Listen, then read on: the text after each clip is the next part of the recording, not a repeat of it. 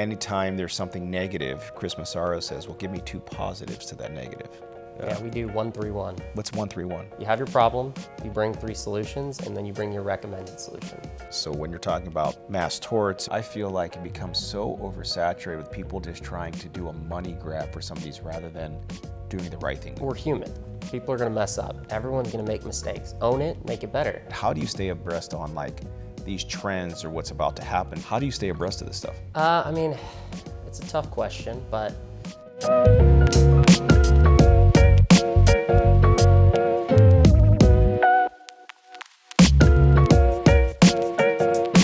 Welcome to this episode of Bourbon of Proof, where we interview those who have been successful at both law and life. And today we are extremely honored to have on the Chris Massaro. Chris, what's up, man? what's up, man? Thanks for having me. Chris Massaro. That's THE like capital. That might be a first. So Appreciate of those of you that don't know Chris is one of the best at marketing for lawyers. I mean, they've generated some of the biggest cases across the nation. They're doing it on a massive scale. He's actually based here in Austin. So we're filming at ClioCon here in Austin, October 2024, Year of the Lord 2024. So we're gonna go right away to this is the rabbit hole.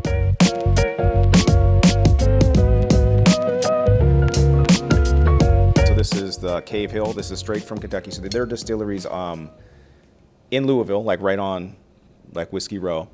And I picked rabbit hole because we're going to go down a little bit of a rabbit hole right now. So we're going to talk a little bit about BC at TSEG. So the SEO guys is TSEG, and I'm wearing their shirt because I'm a huge fan. We do a lot of work together. This is to your rabbit hole, my friend. I appreciate it.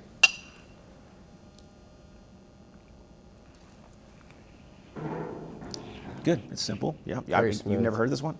No bite. You have no bite because it's only 95 proof. So this is a day sipper.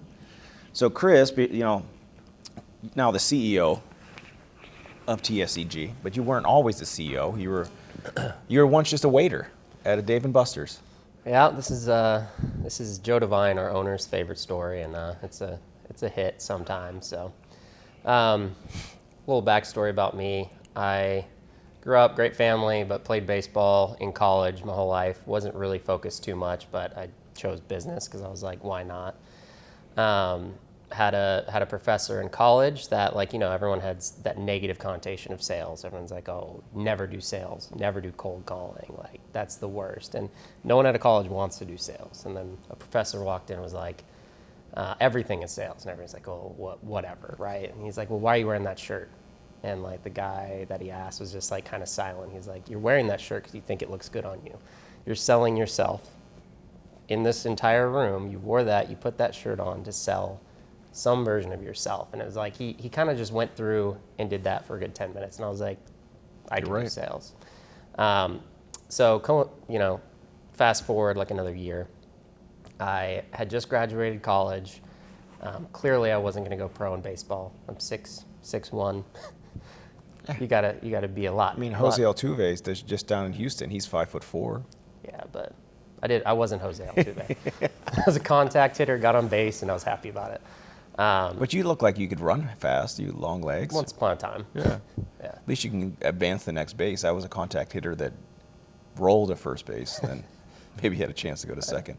Yeah. So I was kind of dragging my feet. Just graduated college. What am I gonna do with my life?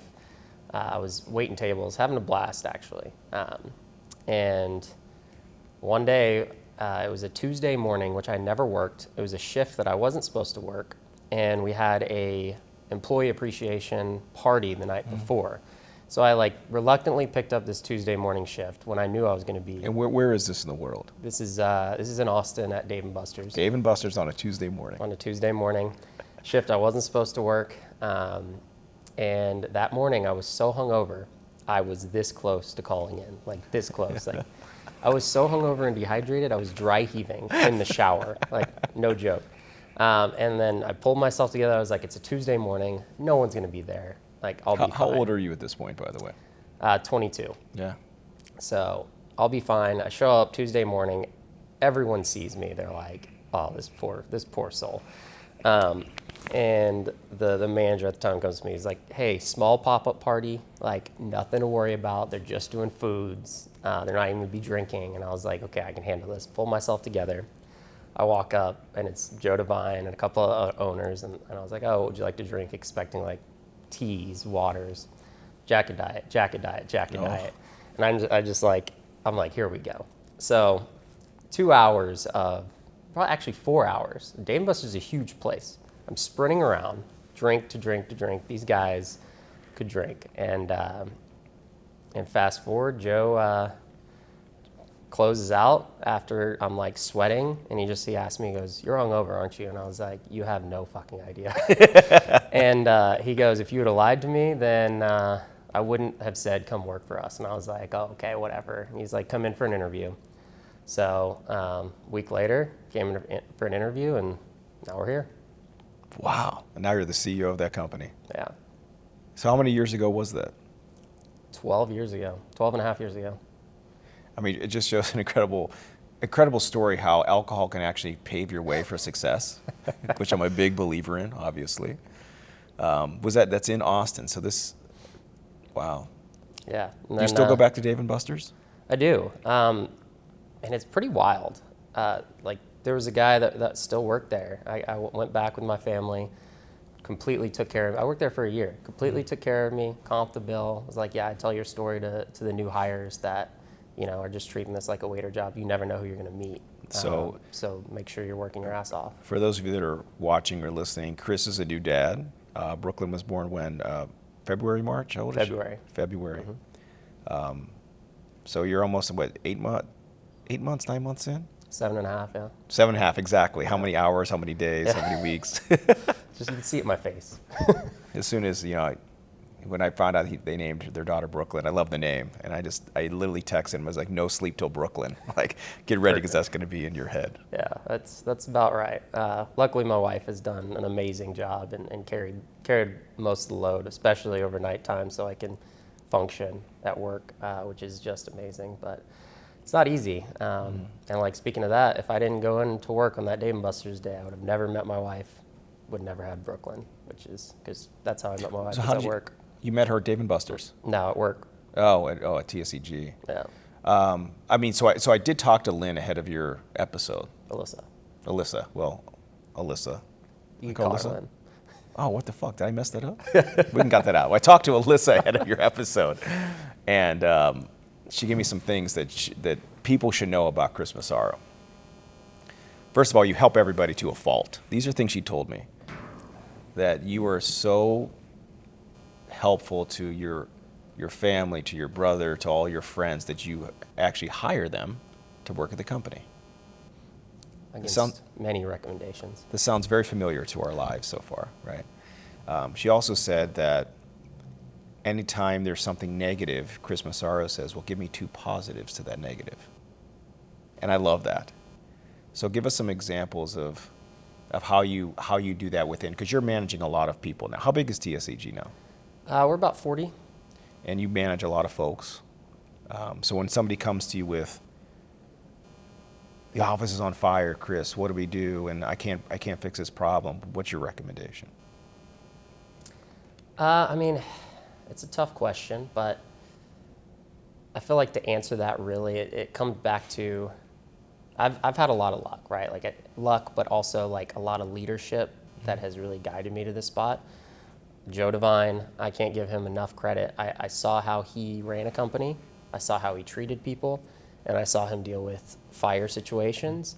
And at the end of the day, it always came down to, well, what's the right thing to do for the person? What's the right thing to do for the client? Was this our fault? Should we own it? Whatever. So that has really, stuck with me, and that's how I've really tried to run this company. So someone comes to me with fire, like this is, okay, well, what's the right thing to do? I mean, it's such a simple concept. It's so impossible to do. It's impossible to call someone up and say, hey, we spent $15,000 of your money and it went nowhere. Like, didn't even go to a landing page. Like, it was just completely wasted. It's hard to do.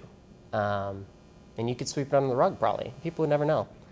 But the right thing to do is call the client, own it, say we're going to cover it and make up for it and prove. So it's almost like that honesty you showed Joe at Dave & Buster's about being hungover that you instill in your employees. But I think that's true. Is a lot of people that use, different vendors and stuff and different services. If somebody's honest with you, then that's what you want. I mean, you want that trust. Yeah. And it goes so far. Like, we're human. People are going to mess up. Everyone's going to make mistakes. Own it, make it better. But if you just own it and don't make it better, don't make it right, don't put steps in place to avoid that in the future, or at least limit that, that's when you're not really doing a great job. It's kind of more than just owning it. It is owning, learning, and implementing a better process. But it sounds so simple. What's the right thing to do? And I always said, like at our firm, I say, if you have a problem, come up with a few solutions to your problem before you come with the problem. And I do the same thing. I was like, take like a 30,000-foot view that zoom out. I usually go back to like the mission statements at our firm or our companies. Think about that mission statement is how is it fulfilling that? And now that's come to the right answer. Yep. Yeah, we do 1-3-1. What's 1-3-1? Bring a problem. It used to be a defense that we used to run, the 1-3-1. Yeah. We did an offset 2-3, like a trap defense. Yeah. Invented by Temple. You should look into it. I was never a good baseline 1-3-1 because I wasn't fast enough, so I would just clog the middle. But there you go. That's my worst sport by far. Really, basketball? Yeah. You look like you could hoop. No, there's something about basketball. I get the ball in my hands and I just freak out. You literally just did a motion of throwing the ball into the stands. Just either like throw it or throw it at the net, and it's not even close. But yeah, so 1-3-1, you have your problem, you bring 3 solutions, and then you bring your recommended solution. I'm instilling that tomorrow. It's fantastic. People don't love it because it makes them critically think. But long term, it makes them learn from that problem.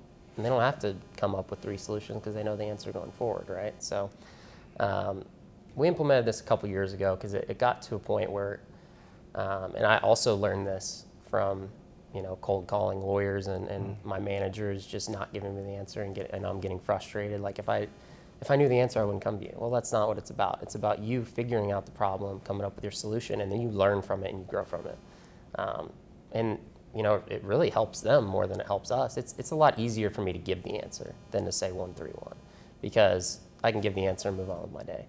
Versus 1-3-1, they're coming in with 3 solutions, they're proposed, I have to read through that, all that stuff. It's more time. But in the long more time run, for you in the long run, it's more investment in them to make sure they Exactly. can figure it out on their own. Yeah. But I don't know if it's a skill set some people just do not have.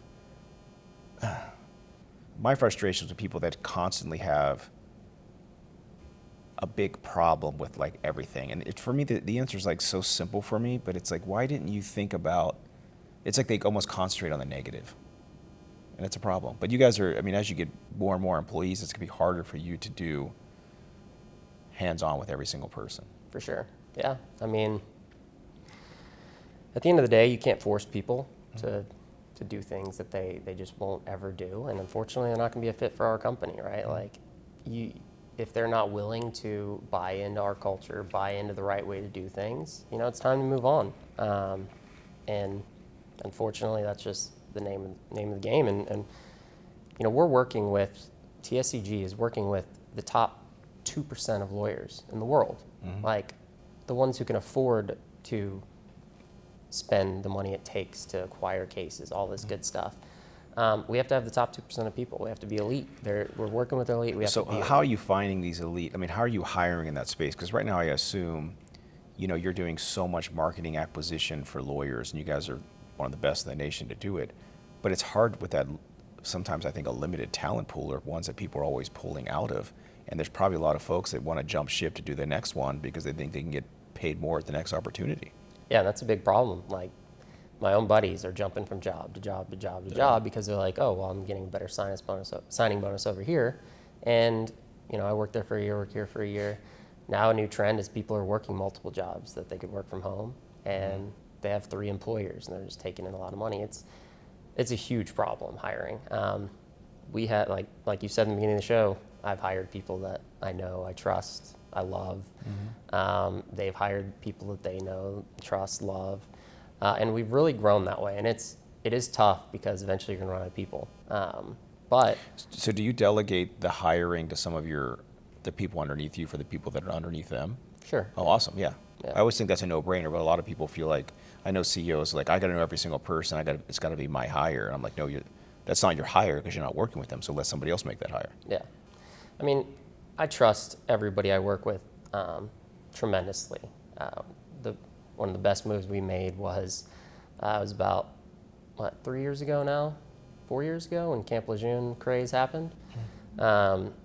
We had more money than we know what to do with. Everyone's just like, here's $1 million, here's $1 million, here's $1 million. I need cases. Well, but understand, like, just a lot of our listeners and viewers just don't understand what that space is. So when you're talking about mass torts and what it's like in the landscape, give everybody a broad picture of what it's really like when people are trying to do mass torts. Yeah. So Camp Lejeune, contaminated water caused cancer to a crazy amount of people. I don't even know the number, but And this is in North Carolina. this is in North Carolina, Marine base, and everyone that heard about it, it was like in the process of getting the law passed, so where the government is going to hand out money to make up for this terrible thing. And without that, like, you have to literally have a government, well, almost like a statute for the right to sue the federal government to be able to make it right. Yeah. Or else they have immunity. Right. So government opened that up and they said, "This we're going to give billions and billions of dollars back to these people." And obviously a plaintiff lawyer sees that and they go, "Oh, so the government's guaranteeing a check to all these affected individuals. Okay, sign me up." That's probably one of the safest plays you could be at a mass tort lawyer, a guaranteed sum of money, admitted fault. So it was wild, wild west. Anybody that wanted to get in, they wanted to spend as much possible money as they could. From a marketing standpoint, we were really, really early, which was great. So we got all kinds of cases, crazy, cheap cases. But then it got to a point where people kept wanting to spend, and we needed more people, we needed better people, we needed to beat everyone else that was advertising for these. And dollars, just an ad creator. So are you almost all digital? How are you guys? All digital. All digital. Yeah. Yeah. We do some kind of podcast advertising, stuff like that, but mostly digital. So I called my buddy up and I was like, I saw the opportunity. I was like, this space in general is massive. Like, this is a huge opportunity. And he worked for Whataburger's home office at the time. He was like a couple steps down from sea level. And I was like, hey man, like, he was my RA in college. Close friend. And I Your was like, RA? Yeah. How are you friend. close friends with your RA? Oh, because you probably had to get yourself out of trouble a lot. mean, Yeah, I get it. He was a little bit lenient with me, but great guy. And I called him. I was like, "We need you." And he's like, "Yeah, actually, I'm not super happy here. I would consider it." So we talked about it, and then he called me back like a week later. He's like, "Listen, man, I told them, they like gave me a raise that I could not refuse." And he's like, "I'm not even going to ask you to match that." And then 3 weeks later, I call him and I'm like, "Listen, we'll make it work. We'll figure it out. Like, just get your ass over here." He came, he brought multiple different employees, and that's been just a huge game changer for our business. And that's kind of the whole hire people you trust model. And I know he's super smart. I knew he would work his ass off with me, and he has. And it's great because, like, when I know I can trust someone, he's not just going to show up and get a paycheck. He cares about the business. He cares about me. He cares about us being successful. Same with my brother. Same with my best friend that we hired on our who runs our sales team now. And it's pretty cool. It's risky, right? Because you hire a friend and it goes bad, and you may not be friends at the end. Yeah, of this, and I mean, when you bring up sales, like we had a few episodes ago, Colin Coggins and Garrett Brown on, and they wrote a book called The Unsold Mindset. And actually, like, they interviewed me they interviewed a lot of people that are quote unquote in sales, even though they don't know that they're in sales. And the whole point of the book was, sales is everything that we do, whether it shouldn't be a dirty word. So it just talks about how different people implement it into their daily life.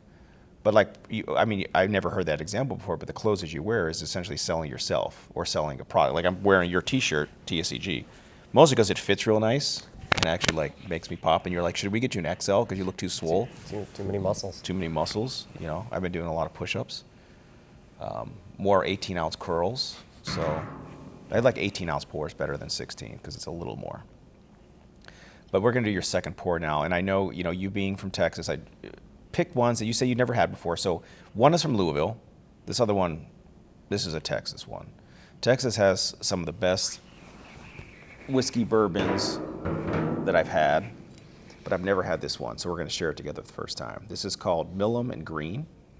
It's a straight bourbon whiskey. This is single barrel. So the thing that they do that's unique is that they concentrate on quality, much like you do with your company and being that leader in the industry rather than like messing around with we're going to get as many as we can. It's like, let's make sure we're concentrating on what people want, what they want, and take care of the customer. But they only do single barrels. They never, every one of their barrels, they never draw more than I think like 53. How much is it? I don't have my glasses on here, but not a lot of pours come out each one of their barrels, and they make it unique to every single one. So rather than doing things in a massive quantity, they're more focused on doing a quality every single time. So this is a Texas whiskey, and I've never had this one before. It's a little lighter on the pour than you and I are probably used to. What's the number on the batch? This is 65. This is case number 65. Trying to think of You looking for a player? 65. Yeah. So Chris and I both. So I met Chris when we were in Miami. First time I met you. Cheers, brother. Cheers. You had a cool hat on. Again, it's about selling and branding. I had a wood-brimmed hat, my fedora, that made by the Dapper Renaissance, a buddy of mine who was a paralegal at a friend's firm. And I saw Ed Reed get inducted into the Hall of Fame. And he was wearing this wooden fedora. I was like, what the heck is this? This is amazing. You know, a big fedora guy, Ed Reed, you know.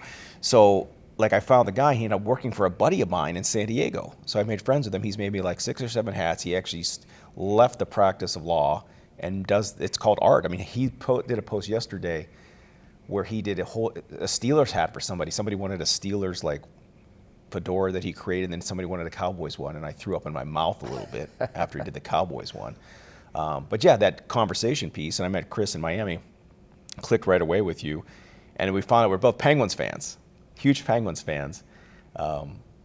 We were joking earlier that he should have named his dog Sydney, but named the dog Whiskey, and I'm equally as proud. So we also have a Sydney. You have a Sydney? So we have Sydney named after Crosby, and then Whiskey is obviously just after whiskey. Oh, that's good, man. Yeah. I should have followed your foot. My dog's name were Lulu and Joey, but I can't say the real name of my dog is Joie. My wife likes French, and I can't say it. Joie. So I just say Joey. I would say Joie. They're both girls, and like my daughters all think that Joey's a boy because we're yelling at Joey all the time. She's very mischievous. So yeah, we met, and like a few months later, he came out to my house. We went to a Penguins Kings game. Yeah, I'm a big Pens fan. So yeah, it was to brag on Bob a little bit. It's fucking amazing. Like, we met in Miami. We had a good time, talked for an hour, but you know, most of these like conferences, you shoot the shit for somebody, they don't even know who you are the next day. Bob and I stayed in touch. Bob literally invited my wife and I out to his home in Manhattan Beach. It was unreal. I've never been to Manhattan Beach. Oh, yeah. Amazing city. Met his whole family. Is awesome. Who picked us up at the airport? Bryce, law firm rides. He's the best. I love Bryce. Picks us up at the air, like, first class. Like, it was such a great experience. Sweet. So appreciate that so much. Man. Cheers. This is this is a good pour. So I've never had this one. It's good. What's your favorite Texas whiskey? Ooh.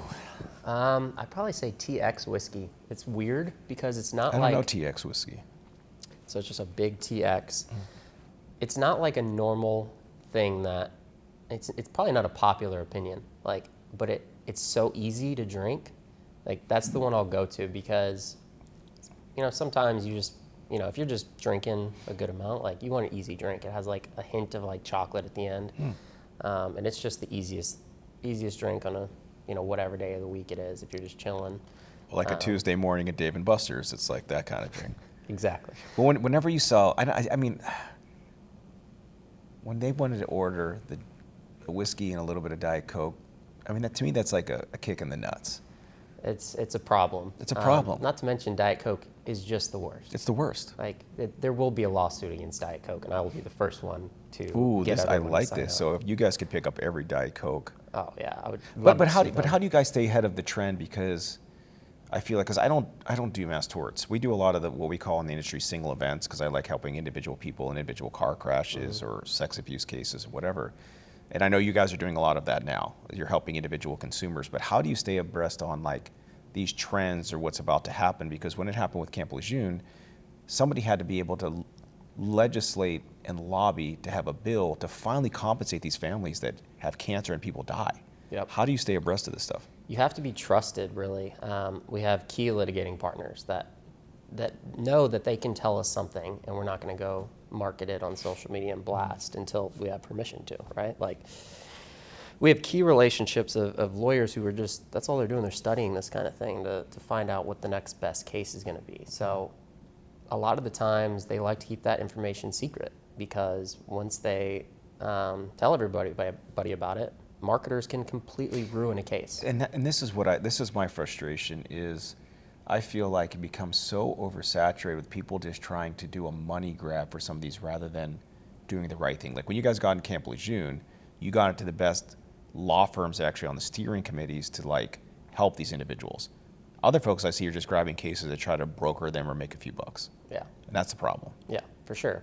And, marketers and other lawyers ruin these litigations because they, are signing up crap. They're trying to, bring the crap cases in to this docket, and they completely risk it. Whereas like a litigating firm can come to me and say, hey, I'm really excited about this. I don't know the market out there. Can you advertise for us? And I'll let you know when we want to take on investing lawyers. And we say, okay, and we actually do that, right? Instead of saying, hey, sales team, go pitch this to 80 different people. It's a new hot thing, right?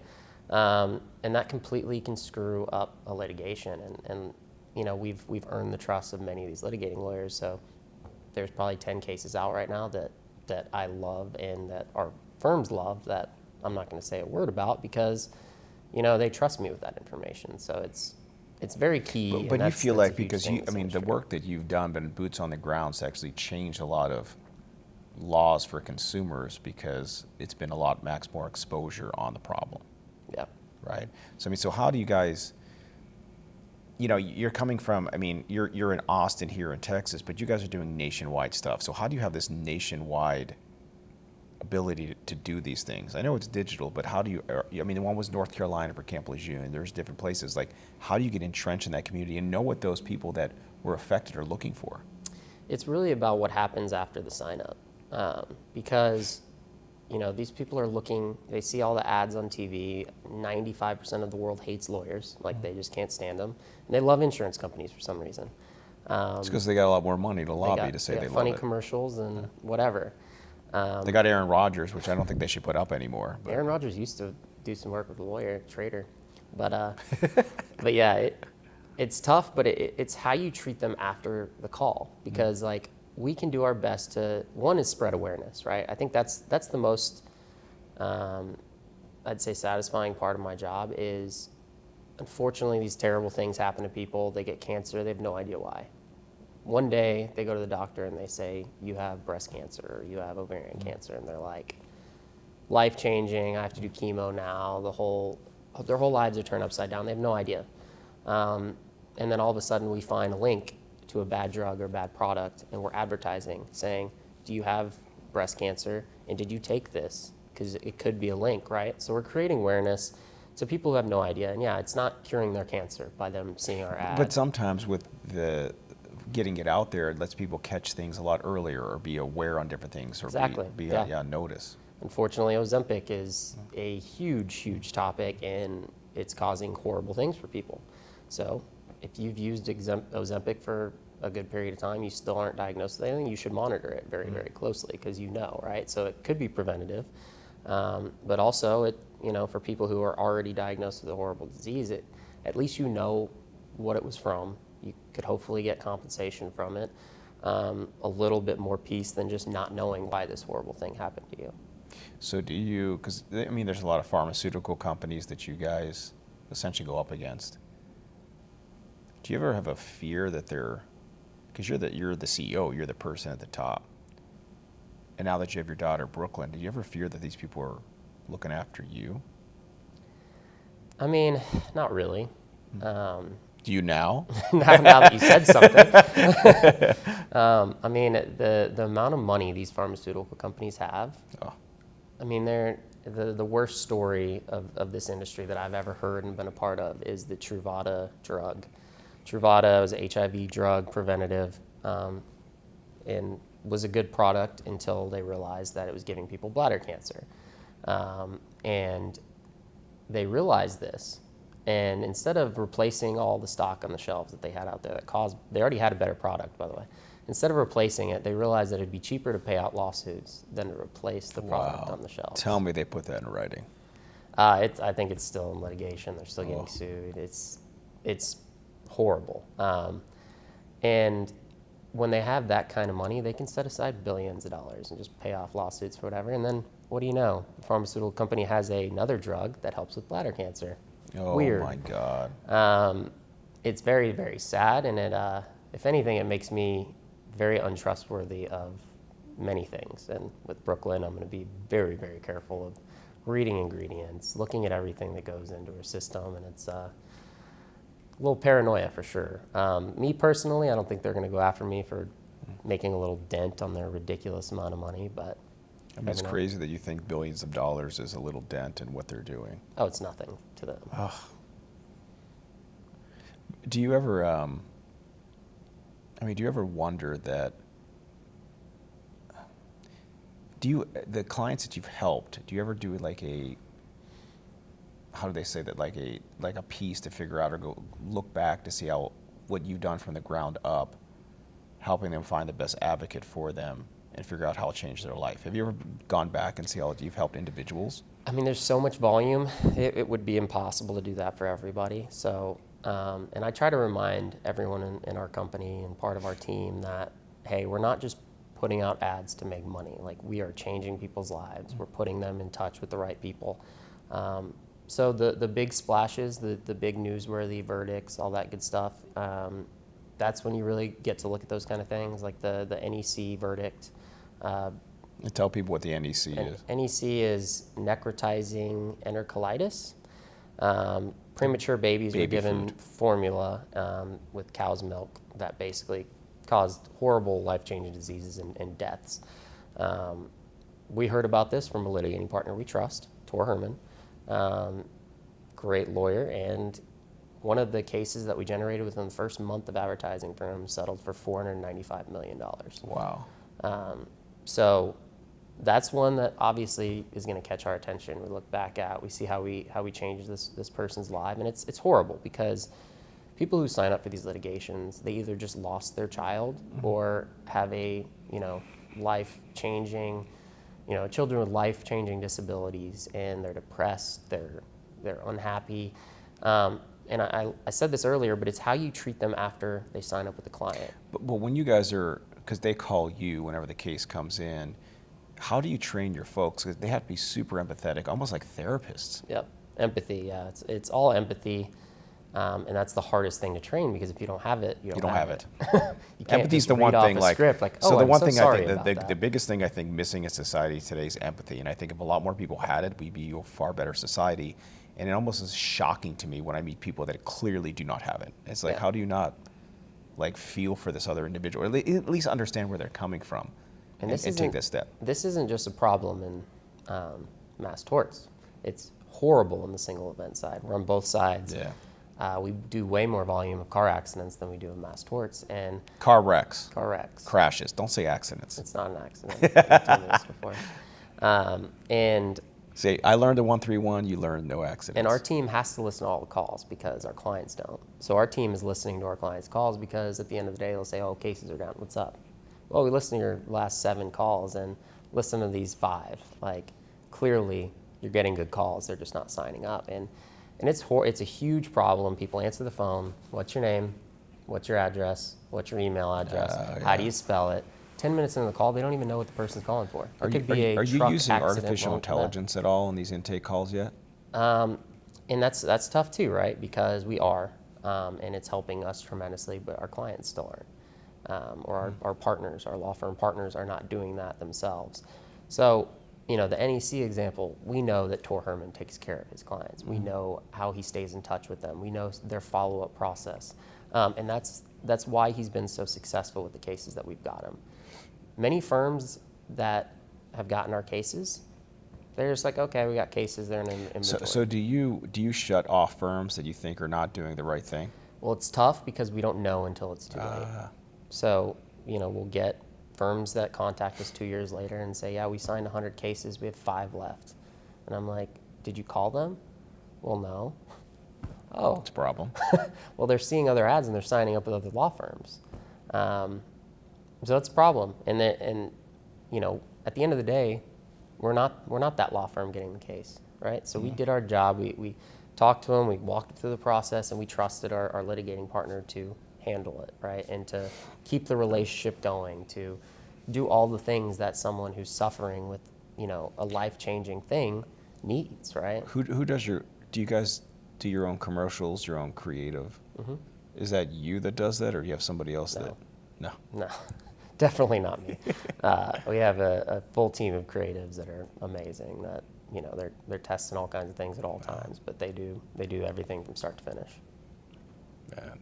Yeah, because I love the creative aspect. Because I always think, if you're seeing an ad on Instagram or Facebook, like what draws you to it? Oh, that's another. You're hitting a lot of pain points for me. Right But now. but it's true. Like I buy shit off the internet every day because I feel like they target me. So I probably like that. Yeah. But you have to be on the same side on, finding people that were victims of this mass tort or pharmaceuticals. But it's got to be a science. Yeah, well, look at all the money that's coming into this space, especially because of mass torts, especially because Camp Lejeune. Anyone who's anyone all of a sudden is a marketer for mass torts comes in, and it's I see horrible. so many marketing pop-ups, and it's crazy.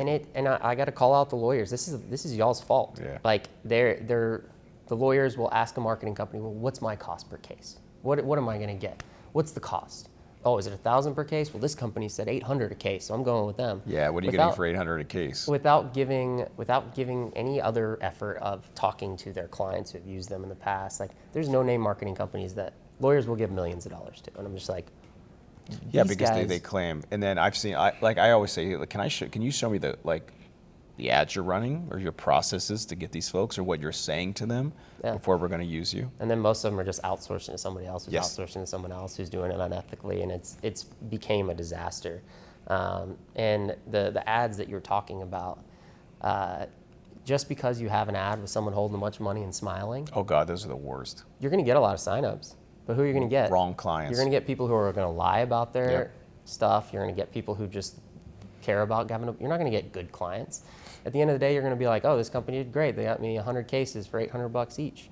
And all those people were either lying or they're just money grabs that aren't going to stay in touch with you. They're not serious clients. And they bog down your firm, those folks that are just like, yeah, I know, man. That's what, I always want to see what ads people are running, just to understand what kind of consumers are probably going to them. And if it's exactly the money grab, like there's one where it's like, oh, what's their name? Case Connect. Have you seen these ones? Mm-hmm. They're terrible. They have a bunch of lawsuits against them, but they're literally like going to the room. Look at this check that I just got. I didn't have a lawyer. I had an AI lawyer. And it's like a handwritten check from an insurance company. Yeah. So insurance companies are writing handwritten checks, right? I just got this check for $100,000. Like, no, you didn't. Like, this is all false advertising, But what are you going to get? Who's going to call those? What type of people are going to call with those? Oh, terrible. It's painful and it's a problem. Like lawyers, use your brains. Hire someone who knows what they're doing and who has worked with colleagues or some of the leaders in this industry. Like, where do you think this is going? Because we've seen a lot of private equity come into the space that are pouring money into marketing firms, marketing agencies like yours, and they could do things nefariously or they could do things for the right. So where do you think this is going to go? It's going to be a fun next decade or 5 years. 5 years. It's truncated, I think. Yeah. I know a lot of buddies that are high up in hedge funds that are still like, what are you talking about? Like, why would we invest in the legal industry? Then I know, you guys like 20%. How do you like 500%? Yeah, and then I know other people who are in the industry, and I think a lot of hedge funds, they are, they got all the money, right? Mm-hmm. But they also want it their way, which is also a problem. And I think, they're going to see the ROI. Word's going to get out. Every hedge fund in the world is going to jump into this aggressively. They're going to ruin the cost per case. Everything's going to skyrocket, and then they're going to get out. And then the people who stay and have realistic expectations and then work with companies that know what they're doing are going to stay around. See, this is one of the reasons why I created Attorney Share, because I knew this was going to happen years ago. And I said, what if we can create a platform where those people, rather than getting paid per acquisition, if they actually were able to get a piece of the pie if they had their own law firm, that would then incentivize you to have the best litigation trial partner for you to maximize the result for everyone, especially the client. And this is where I think it can get, there's so much, this is where the nefarious turn takes, right? Because me with law firm owner, lobbying group, we want lawyers to own law firms. But at the same time, as lawyers are usually not that great at running their law firms from a business standpoint. So what if we had fail-safes in place to have private equity that could come in, or venture capital, whatever, to make it better? And this is me with the 131. These are the three positives. These are my two, well, you say two, but this is the positive that I think it can be, but then you're in reality. So in reality and what I just said, does it give you more hope or less? I think, I don't think there's an answer there. I think it's right in the middle. I think there's going to be people, I think there's people that are going to come in and completely screw it up. And there's going to be people who do it the right way. People who screw it up are going to be like, this industry, I was right not to think about getting into the legal industry. And then everyone else who does it right is going to be happy, right? Like, you got to think, mass torts, like, perfect example is mass torts versus single events. Car wrecks versus one mass tort. Like, there's great mass torts out there that just fall flat and go nowhere, and everyone loses their money. What's going to happen when a hedge fund puts $100 million into one mass tort that just returns zero? They're going to lose their minds. Like, yeah, $100 million is not a lot for them, but they're a hedge fund. They want guarantees. They want guarantees for their reports to show up. Versus the way we're doing it, which I don't even know if I want to say this, but the way we're doing is we're diversifying a portfolio mostly into car wrecks, but also some really high upside mass torts that we believe will work. But you that believe way, in them. when 4 out of 10 of the mass torts hit, your ROI is insane. And you have your base car wrecks that's going to cover everything else, plus give you 2 to 1, even if everything else fails. So, that's how we're doing it. And I think that's the way, right? Because then you're diversified, you're not going all in. But unfortunately, I feel like it's going to come down to, when these hedge funds come in, it's like they're going to have to pick right on who they work with. Like, yeah, they could run their own firm, but that's the big part, is they have to pick right with who they work with. 100%. Yeah, like we're gonna, if we partnered with a hedge fund one day, we're only gonna work with one. They got all the money. Why would we sign up 5 hedge funds? We would work with one, and we would take all our knowledge and expertise and all the litigating partners that we have, all that. And we're gonna funnel the money to them and make the right decisions through all that. But the right decision for you in all of that is, if you have the client's interests in heart with all of it, that's the only way to win. Because if you do it the other way, no one's going to. Well, and litigating firms are also going to win there, right? Yeah. But I'm saying what having the here. client's best interests, you have to partner with firms like Tor Herman, who I know is going to take care of this case. I'm not going to just send this to somebody because they say, yeah, I handle NEC cases, right? I'm going to send it to people that I trust, I know, I've seen how their firm works, and that's how we would do it, right? And unfortunately, not everybody would do it that way. But yeah, that's how, and honestly, litigating firms, I don't think they should be concerned whatsoever in the next 10 years. Referring firms, they should be a little terrified. I agree with this. So I think that lawyers that are really good at what they do in their space have nothing to worry about. Not at all. If anything, they should be like, it's much better. I'm going to get a lot of cases sent to me, and it's much better for us. And because with the model that you have, you can imagine finding 50 firms that want to take maybe 50 cases each and want to kill at it, that are really, really good at what they do, rather than sending it to somebody that's just going to sit on it and aggregate the cases. Yep. So, whew. So Chris, we went around, we went to Louisville, we went to here in Texas with you. At the end of the episode, we always talk about, like, well, I'll ask you your Bourbon of Proof, but before that, I want to ask you, we've talked about the 5-year plan of what's likely going to be in the space, but what's in store for Chris Massaro? I mean, you've been in the industry 12 years now, from Dave & Buster's to CEO of TSEG. What's next? I mean, I'd say it's a tough question, but you know, you guys sent a question out to me, and I feel like it was a good question, right? What's next? Like, what do you want your legacy to be? I feel like was a great question, because I never really think about that. Sometimes you get so caught up in your day to day, and like, I swear most of my meetings I have with my upper management, I'm like, there's just so much shit going on. Like, what are we doing? Like, there's so much shit. But when you simplify it to what do you want your legacy, what's next for you as a person, like, I always go back to, I'm a super competitive person. I want to be the best I can be at absolutely everything. Like, I want Brooklyn to have the best and most awesome dad of all time. Like, I want her to go to school and be like, my dad could beat up your dad. I want my wife to be... I flex for my daughters all the time. I say, whose dad's bigger than me? Somebody else's dad going to be able to beat me up? No, go tell them. Yeah. Right. I want my wife to be super proud and could talk to anybody and be like, yeah, I made the right choice with my life partner forever. Like, he's going to support me. He's going to be the best dad. He's going to be the best husband. And I want all my friends and family, especially even ones that work with me too, to be super successful. And I think the next step is to just continue that. And that's what Joe really taught me, was care about the people that work with you. Care, and he's the one that, like, when anyone says works for you, like, that's bad. Correction. It's work with you. I agree with this. They're just as important, if not more important, than you are.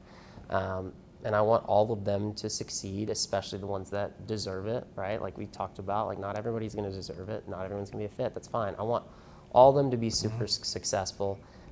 Whatever path we go, I think we're in a great spot right now with the marketing agency, just partnering with single event lawyers. Like, one of our passions is growing law firms. Like, I love watching my firm spend, in Kentucky, spend $20,000 a month, and then now they're up to almost $200,000 a month, and they're just absolutely slaying it. Loving it.